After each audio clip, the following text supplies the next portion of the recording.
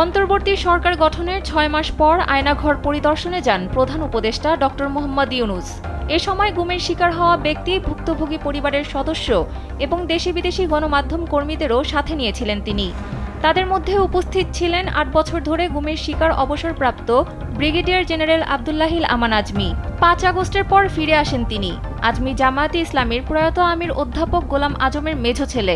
সম্প্রতি সামাজিক যোগাযোগ মাধ্যমে দেওয়া এক টকশোতে প্রধান উপদেষ্টা আয়নাঘর দেখতে যেতে ৬ মাস কেন দেরি করলেন সে প্রসঙ্গে কথা বলেন তিনি। এ বিষয়ে আজমি বলেন, সরকার প্রধানের অনেক কাজ থাকে, আয়নাঘর দেখতে যাওয়া তার টপ প্রায়োরিটি কখনোই হতে পারে না। এটা আমার কমন সেন্স থেকে বলছি।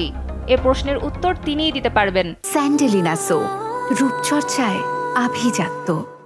একই বিষয়ে আজমি বলেন, তার জানা মতে গুম কমিশন সেপ্টেম্বর অথবা অক্টোবরে একবার আয়নাঘরে গিয়েছে।